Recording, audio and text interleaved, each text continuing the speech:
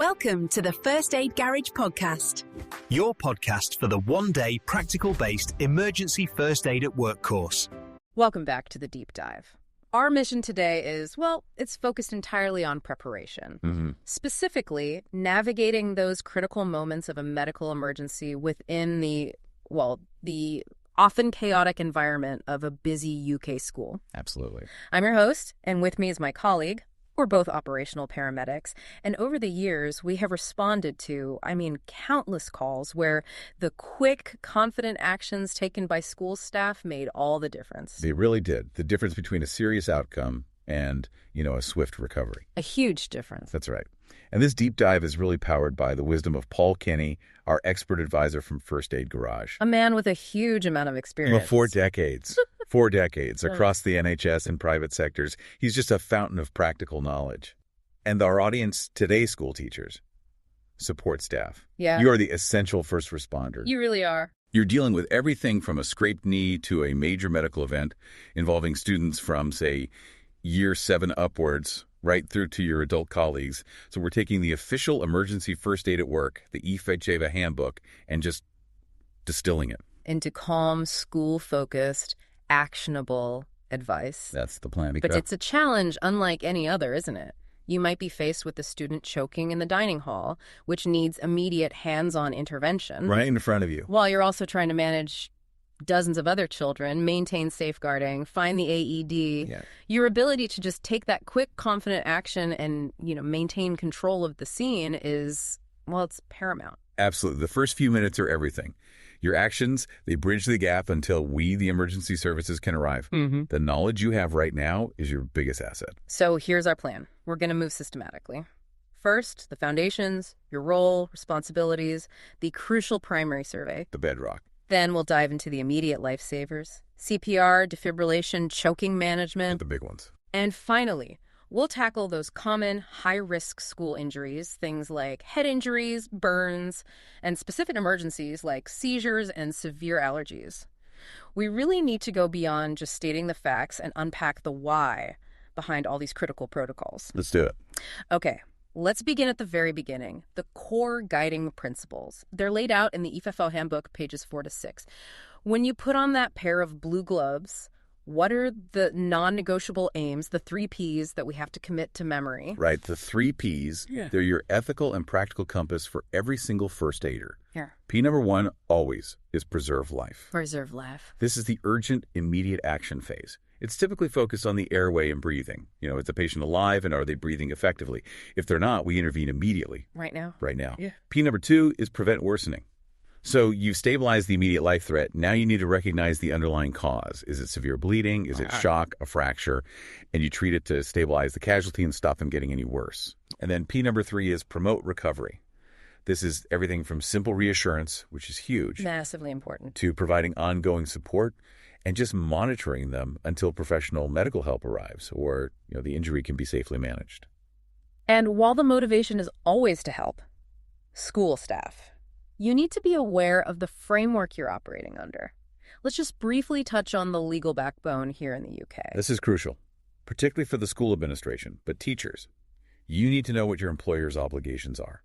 The key piece of legislation is the Health and Safety First Aid Regulations, 1981. Okay. Or the 1982 equivalent in Northern Ireland. Now, this is not optional. It mandates that the employer, the school, must provide adequate and appropriate equipment, facilities, and personnel.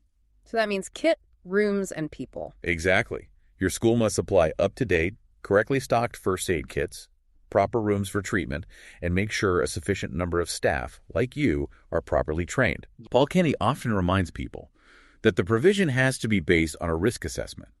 A primary school needs different things than a high school with science labs, gyms, and DT workshops. That makes perfect sense. A higher risk environment demands a higher level of preparation. Now, one of the most common anxieties for staff, especially with minors, is consent. When can a teacher just act, and when do they need explicit permission? It's a great question. Ideally, you ask for and get consent before you start treatment. If you're dealing with an adult colleague who's conscious, you just explain what you're doing and they'll consent. Simple enough. For students, if they're capable, which generally means a secondary school student who is alert and can understand what's going on, you should seek their permission. Though the doctrine of in loco parentis often applies in a school. Right, but what about the real emergencies? Okay, this is the key bit. In an emergency, if that student or adult is unresponsive, unconscious, or so ill or injured they can't communicate, say they're in anaphylactic shock or they've collapsed, you operate on the principle of implied consent. Implied consent. The law assumes that any reasonable person would want to be treated in a life-threatening situation. So, do not delay life-saving treatment, waiting for explicit consent from a parent if the casualty is in immediate danger. That distinction life threat overrides the need for explicit consent is a critical takeaway. Okay, moving on to another critical safety point, minimizing infection. This cannot be overstated, especially in a school where you might be moving between casualties or dealing with, multiple bodily fluids. We have to protect ourselves, the casualty, and prevent cross-contamination. So what's the foundation of that? It's simple, really. Excellent personal hygiene and covering up your own cuts or sores. And what are the absolute non-negotiables that have to be in every school first aid kit? Top of the list. Disposable nitrile powder-free gloves. Always, always wear them. Always. You should also have barrier devices like face shields or pocket masks for rescue breaths. Now, we know the guidelines suggest compression-only CPR if you're unwilling to give breaths, but having a physical barrier just minimizes that risk if you are trained and willing. That's a good point. And crucially, you must change your gloves between casualties. If you deal with a cut finger in the corridor and then you run to help a collapsed colleague in the staff room, you need new gloves. Simple but easily forgotten in the heat of the moment. Very easily. Mm-hmm. And all your used materials, gloves, dressings, contaminated plasters, they have to go in a sealed yellow clinical waste bag or a properly designated container, not in the general waste. That structure, protect yourself, protect the scene, that leads us directly to assessing the incident, doesn't it? Using the CLAP acronym. CLAP is your first moment of assessment. It helps you transition from just being a bystander to being a first responder. C is for control. Control. Stop, take a breath, take charge. For a teacher, this often means managing the environment. Are there 30 students crowding around? Control the crowd. Is this near a busy entrance? Control the traffic. Right. L is for look. Look for potential hazards, the general mechanism of injury. A is for assess, gather information, talk to the casualty if you can, or bystanders, what happened. And P is for protect, prioritize. Protect yourself. Put your gloves on and prioritize immediate action. Once that scene is safe and controlled, we move to the primary survey, the universal language of first response, DRBCD. DRABCD is the systematic approach. It ensures you never miss a life-threatening condition. Paul Kenny's training always emphasizes this sequence because it just works under pressure. So D is danger, which we've covered with CLIP safety first. R is response. How do we differentiate that response, especially when you might be dealing with the ambiguity of an adolescent? The R is assessed using the ADPU scale. It's simple. Alert responds to voice, responds to pain, or unresponsive. Okay, break that down. An alert student is talking, moving, eyes open. If not, do they respond to your voice? Call their name, ask, are you all right? Still nothing. Then you apply a gentle stimulus, like firmly squeezing their shoulder. That's the pain response. And that can be quite telling, can't it? Oh, very. A student who might be feigning unconsciousness will almost certainly react to that pain stimulus. And that immediately tells you they have a level of consciousness, and you can reassess. If they are unresponsive, they're properly unconscious, and we proceed immediately. And if they are responsive? If they're responsive and there's no immediate danger, the handbook advises to leave them in the position they were found and move on to a secondary, more detailed check for other injuries. Okay. Now we get to the ABCs, airway, breathing, and circulation, the true lifesavers. A, airway. If the casualty is unresponsive, they must be lying on their back. The most common cause of airway obstruction in an unconscious person is their own tongue. Just falling back. Exactly. So we open the airway using the head tilt chin lift method. Hand on the forehead, fingertips under the chin, and just gently tilt the head back. It lifts the tongue away from the back of the throat. And B, breathing. This is where the new 2025 Basic Life Support Guidelines really impact what a lone rescuer, a teacher, should do. Yes, this is a critical update from the Resuscitation Council UK, the RCUK, that requires a bit of understanding. Historically, we checked breathing, then we called 999 if it was absent. Right. The update simplifies the process under stress. If a person is found unresponsive, the teacher should now call 999 as soon as possible. So call first. Call first, and ideally, activate the speakerphone before you even assess if breathing is normal. You initiate that emergency call, and then you proceed to assess breathing while the call handler is answering. Why the shift? Why is that early connection now the priority over the immediate check? It's all about reducing cognitive load and speeding up recognition. When your adrenaline is surging, recognizing abnormal breathing is extremely difficult, even for experienced rescuers. The call handler is trained to immediately recognize signs of cardiac arrest through the caller's description and their protocols. They're absolutely critical for that early recognition. So, if we are looking, listening, and feeling for normal breathing for no more than 10 seconds, what exactly are we looking for? Especially the abnormal patterns that should trigger immediate CPR. You need to see easy, effortless, rhythmic chest movement. The RCUK is very clear that slow, labored, noisy breathing, or that infrequent gasping sound known as agonal breathing, must all be assumed to be a cardiac arrest. So no second guessing. No. Paul Canny's rule here is vital. If a student collapses and their breathing is anything other than absolutely normal and effortless, assume the worst and act. That uncertainty should never, ever cause delay. Even if it looks a bit ambiguous. Even if it sounds like panting in a seemingly fit athlete after exercise, if they are unresponsive, we treat it as an emergency. So if that primary survey reveals absent or abnormal breathing, we move immediately to the C&D of DRABCD call 999 circulation and defibrillation. The call is the first priority if you're alone, and it must be high quality. Yes, activate the speakerphone. That is non-negotiable. It frees your hands to start your assessment or compressions, and it allows the call handler to guide you. And when you're communicating, you need clarity under pressure. Absolutely. We use the LINE acronym for that. Just a simple structure: location, incident, number of casualties, extent of injuries. And be specific with that location, I imagine. Oh, very specific. Don't just say the main building. Say, we are in the main hall near the trophy cabinet next to the west entrance. Give us something to aim for. The call handler then becomes your second rescuer. What's their specific role in bridging that gap until you arrive? They are absolutely vital. They use something called TCPR, telephone CPR protocols. They will talk the untrained caller through the steps to recognize cardiac arrest and immediately start chest compressions. So they're assuming you might not be fully trained. They assume the caller may be unwilling or unable to give rescue breaths, and they'll typically start with compression-only instructions. They are your lifeline for those critical first minutes. Okay, let's discuss high-quality CPR technique. What are the key elements a teacher needs to focus on for an adult or adolescent casualty? We aim for minimum interruption and maximum efficacy. So place the heel of one hand in the center of the chest, that's the lower half of the sternum, and interlock your fingers. And your posture is key, right? Key. Ensure your arms are straight and your shoulders are positioned vertically above the casualty's chest. You're using the weight of your upper body, not just your arms. You'll tire out in seconds otherwise. And the numbers that save lives, the rate and depth. The rate is standardized globally. Right. 100 to 120 compressions per minute. Think of a fast tempo like, well, a song Staying Alive is the classic, isn't it? It is, yeah. The depth is just as crucial, at least 5 centimeters, but no more than 6 centimeters. You need that depth to physically compress the heart between the sternum and the spine to pump that oxygenated blood up to the brain. And there's the often overlooked necessity of recoil, isn't there? Oh, thank you for raising that. Complete chest recoil is absolutely essential. You have to allow the chest to fully spring back up after each compression.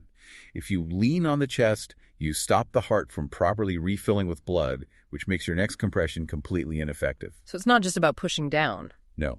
High-quality CPR means pressing hard and letting go completely. Every single time. Okay. If the first aider is trained and willing, we stick to the 30.2 ratio. 30 compressions, 2 breaths. But what if they're untrained or just unwilling to ventilate? Continuous compression-only CTR is the priority. The guidelines are crystal clear on this. The most important thing is doing something. Maintaining the blood flow is the immediate goal. Don't let anything stop you from starting compressions.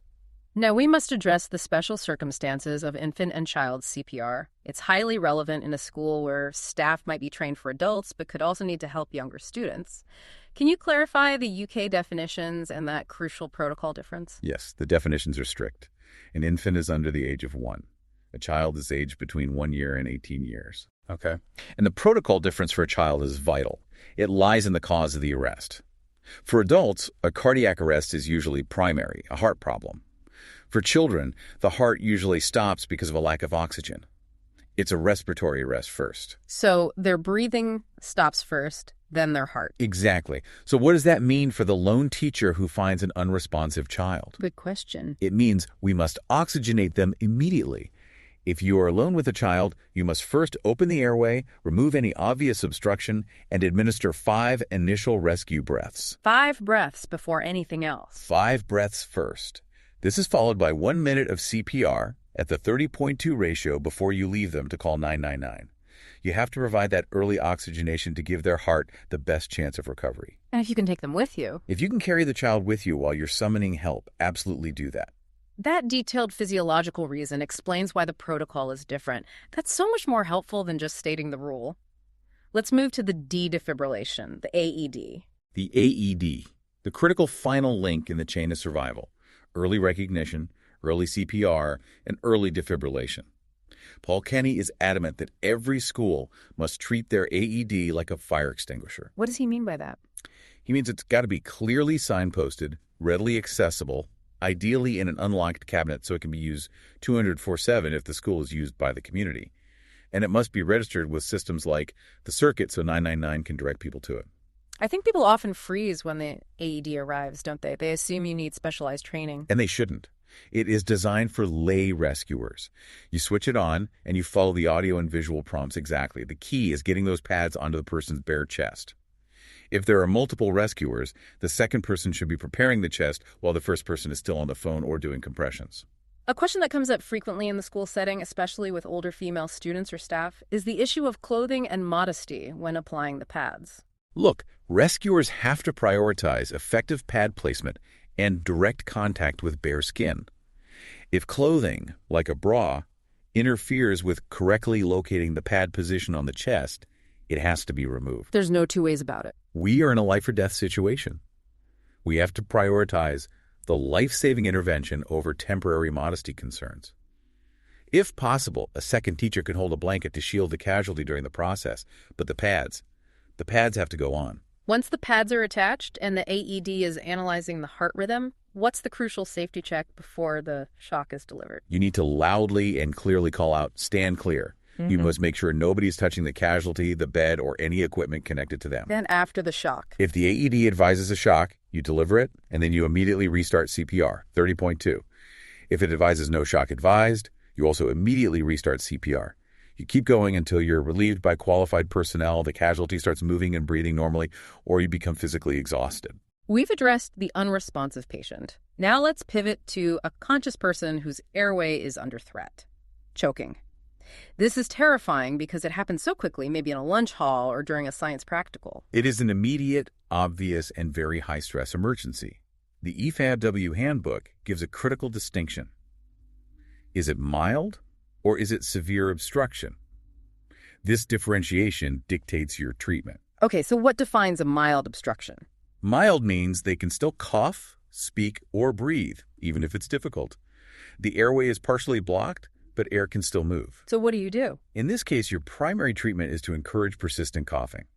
Do not interfere otherwise. Their own cough is the body's most effective mechanism to clear the object. But severe obstruction, that needs immediate intervention. How do we recognize that? Severe means the victim cannot cough, speak, or breathe. They might make a silent effort to cough or gasp, and they usually grasp at their throat. That's the universal sign of choking. Their face and lips might start to turn blue, which is cyanosis. This means a rapid escalation of force is needed. What's the protocol for escalating that treatment? Okay, if the patient is conscious but can't clear the airway, you do 1. Up to 5 sharp back blows. Stand slightly to the side, support their chest with one hand, and lean them well forward. So the object comes out, not down. Exactly. You deliver the blows sharply between the shoulder blades with the heel of your free hand. 2. If the back blows are ineffective, you move immediately to up to 5 abdominal thrusts, the Heimlich maneuver. Right. Stand behind them, wrap your arms around their upper abdomen, make a fist between their navel and their rib cage, grasp that fist with your other hand, and pull sharply inwards and upwards in a sort of J motion. And if the object is cleared, is the incident over then? Not quite. The Resuscitation Council UK strongly advises that anyone who has been successfully treated with abdominal thrusts should seek a medical evaluation afterwards. Why is that? Well, those thrusts are powerful. They can potentially cause internal injuries, things like damage to the spleen or liver, or even fractured ribs. A crucial follow-up step, and the final critical point. What if the person becomes unconscious? The moment they become unresponsive, you must immediately start CPR. Lower them gently to the floor and begin 30.2 compressions. Okay, let's pivot to asthma, a very common medical condition in the UK student population. What signs should a teacher look for in a student who's struggling? An asthma attack is caused by inflammation and narrowing of the airways. So you need to look for difficulty speaking in full sentences. They can only manage a word or two. Right. An audible wheezing, that high-pitched whistling sound. A feeling of chest tightness or just increasing distress. If the attack is severe, look for cyanosis around the lips or fingernails. What's the best practice for immediate management? First, help the student assume the most comfortable position, which is usually sitting upright. Reassure them constantly. Then encourage or assist them in using their reliever inhaler. Usually the blue one, ideally attached to a spacer device if one is available. A spacer's important, isn't it? It really is. A spacer improves the delivery of the medication deep into the lungs where it's needed. When does an asthma attack require an immediate call to 999? You call 999 if the condition is clearly getting worse, if there's no improvement after they've used the reliever as per their action plan, if they become exhausted from the effort of breathing, or, and this is a big one, if it is their first suspected attack and they don't have a diagnosis or a plan from their doctor. Trauma management begins with controlling bleeding. A serious wound in a DT workshop or a catastrophic sports injury. That can lead to life-threatening blood loss very, very quickly. How do we rapidly assess the severity? You assess it based on the flow and the color. Capillary bleeding is a slow ooze, typically not life-threatening. Okay. Venous bleeding is dark red, it flows profusely, and it can be life-threatening just due to the sheer volume of blood lost. And not so serious. The most critical is arterial bleeding. This is bright red, and it typically spurts or pumps from the wound in time with the heartbeat. This needs immediate life-saving control. What is the absolute immediate treatment for severe bleeding? Control the bleeding first. Get your gloves on. Lay the casualty down to help manage shock. Then, apply firm, direct pressure onto the wound using the cleanest material you can find, ideally a sterile dressing. Right into the wound. The catastrophic bleeding, yes. We're now trained to apply pressure into the wound cavity itself. If the dressing soaks through, do not remove it. Why not? Removing the dressing can pull away the clot that's starting to form. So you just apply a second dressing directly over the first, and you maintain that pressure. What about wounds with embedded foreign objects? Say a shard of glass in the playground or a pencil accidentally stabbed in the art room. That's a classic dilemma. And the rule is simple. You must absolutely not remove embedded foreign object. Oh, never. Never. The object might be piercing a blood vessel, but it's also acting as a plug, preventing catastrophic bleeding. If you pull it out, you could dislodge any forming clot and cause an immediate massive hemorrhage. So what do you do instead? Instead, you apply dressings and pressure to either side of the object. You build up material around it to stabilize it, stop it from moving further or deeper. Once it's stable, secure the dressing, call 999, and wait for us.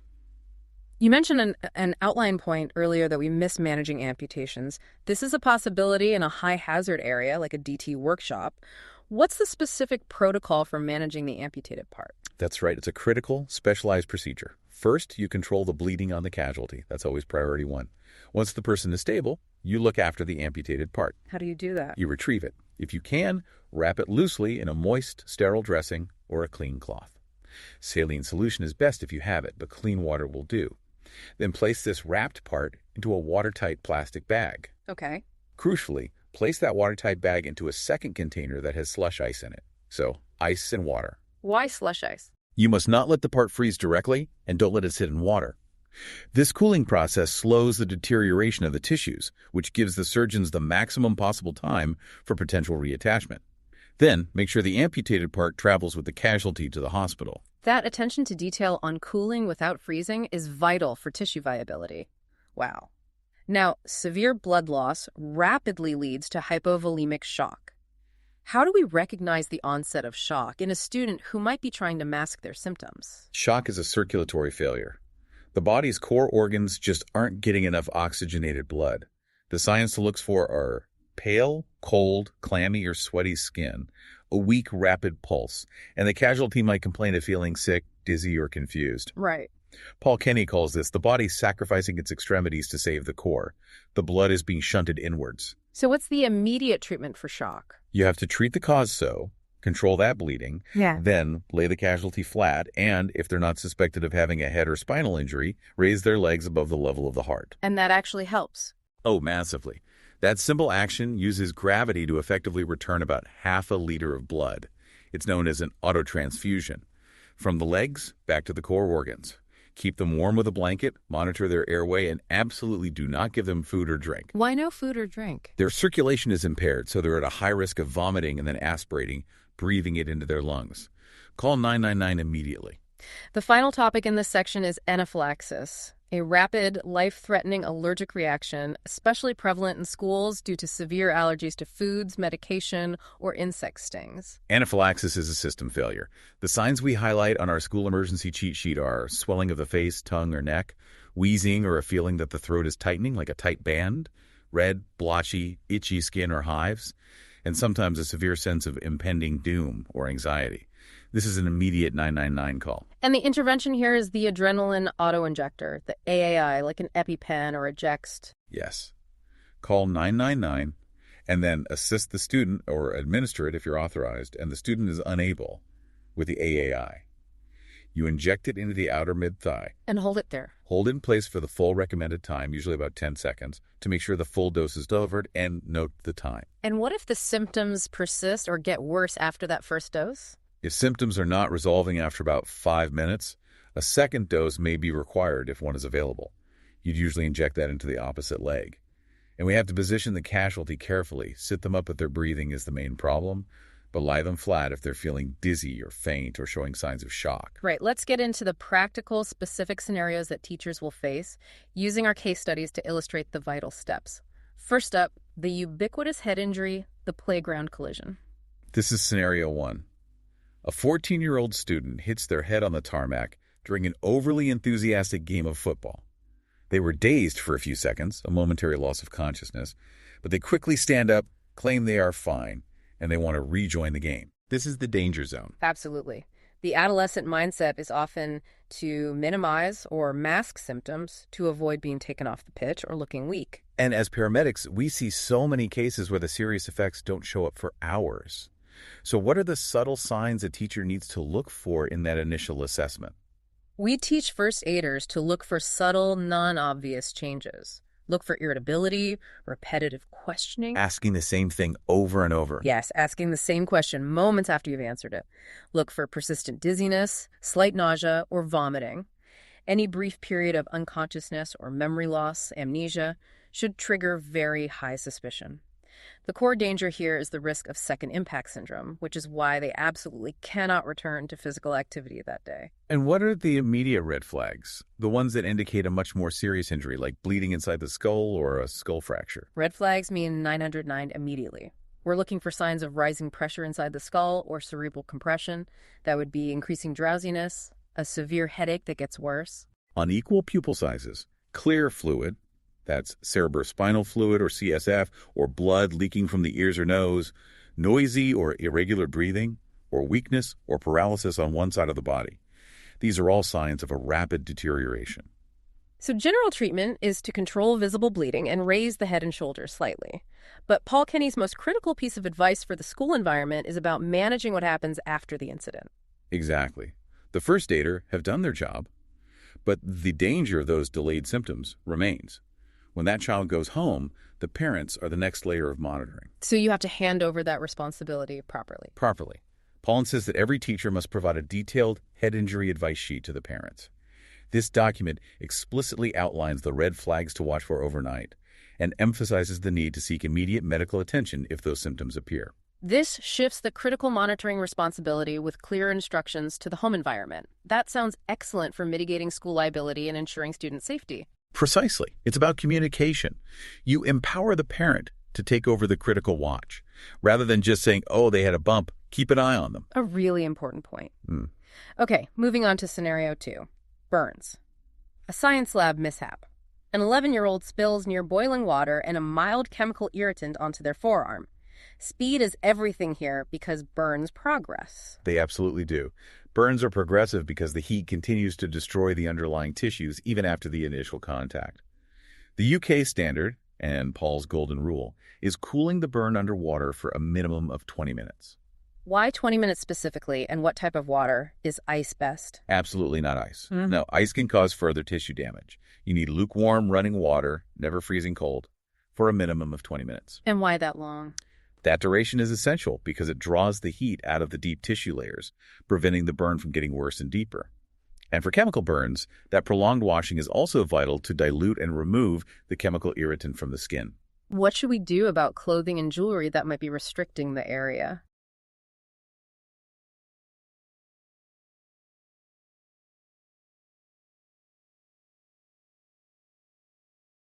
Fast.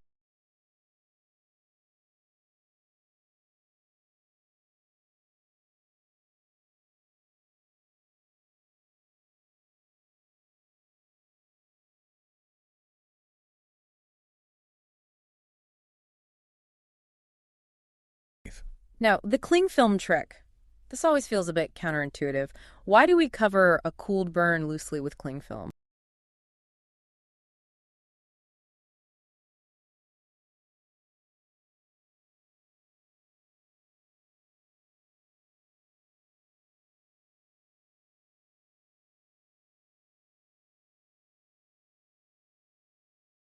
That makes sense.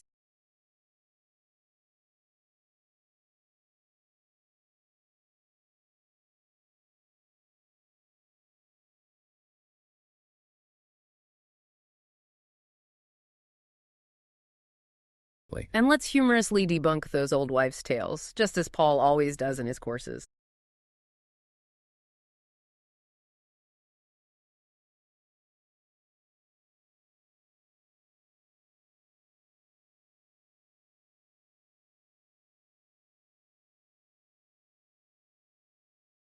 To round off our core curriculum, let's cover two more very common emergencies that teachers are likely to encounter with students who have known medical conditions: seizures and diabetic episodes, starting with generalized seizures.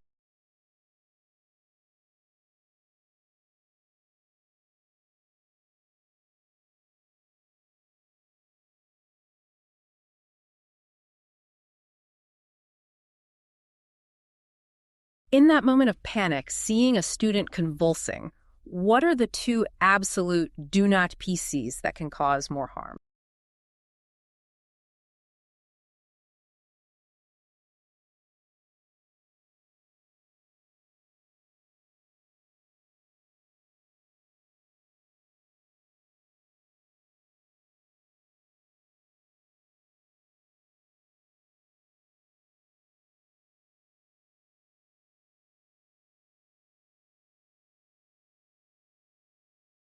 So the core treatment is focused on safety and observation.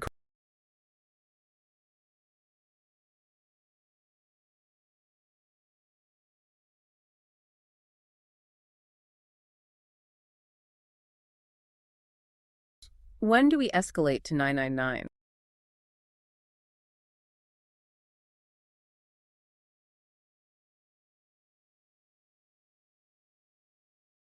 And after it stops.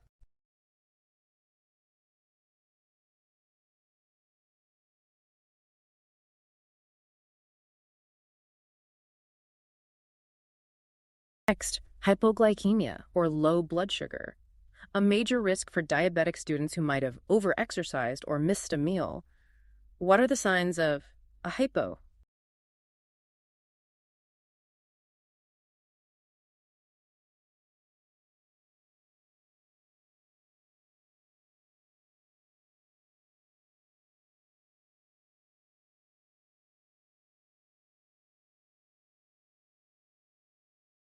And the treatment requires rapid action to raise those blood sugar levels safely.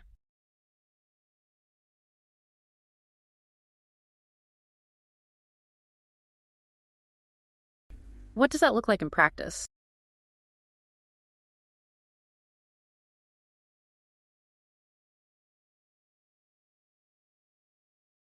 That's followed by a second step, isn't it?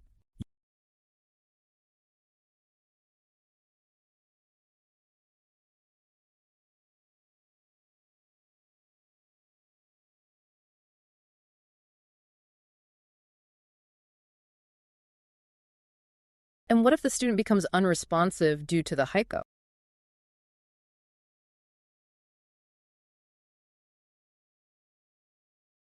No.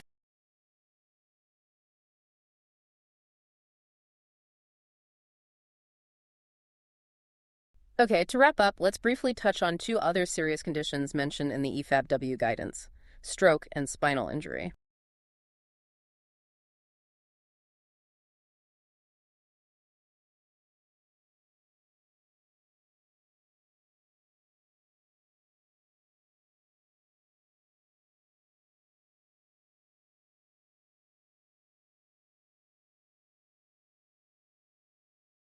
Immediate calling is absolutely vital.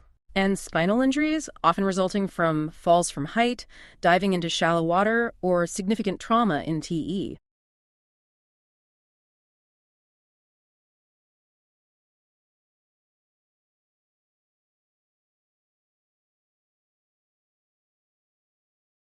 No matter.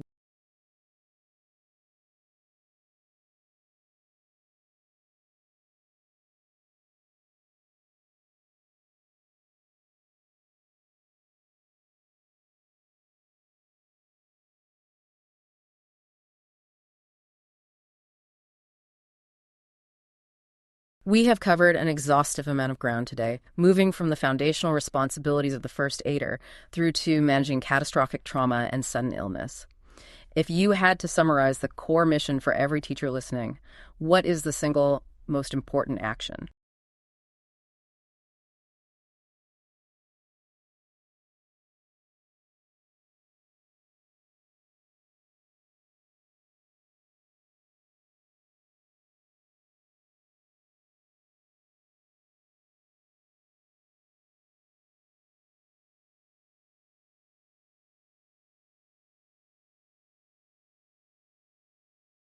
And regarding the most critical takeaway from the new Resuscitation Council UK guidelines.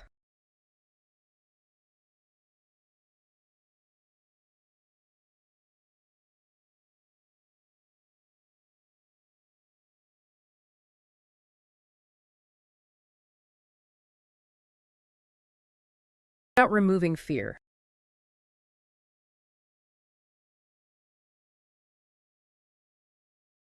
For teachers, managing a chaotic scene, which is the default in a school delegation, must be central to the response.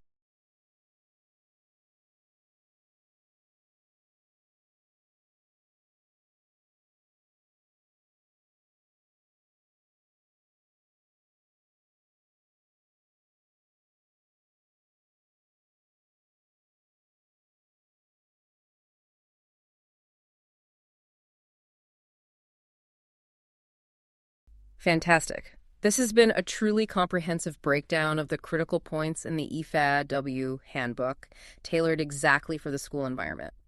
And now, for our final provocative thought for you to consider as you conclude this deep dive.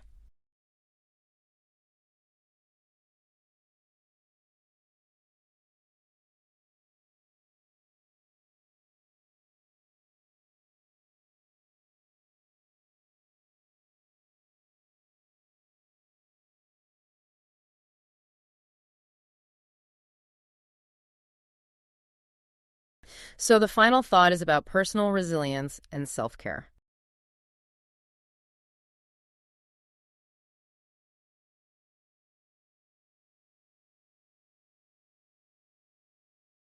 Yes. It's a really important question.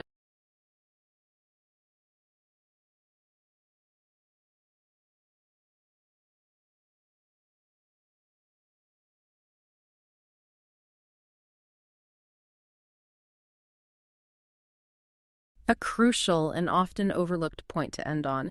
Thank you for sharing your expertise and guiding us through these critical guidelines, and thank you to you, our listener, for making the commitment to be prepared. We'll see you next time on The Deep Dive.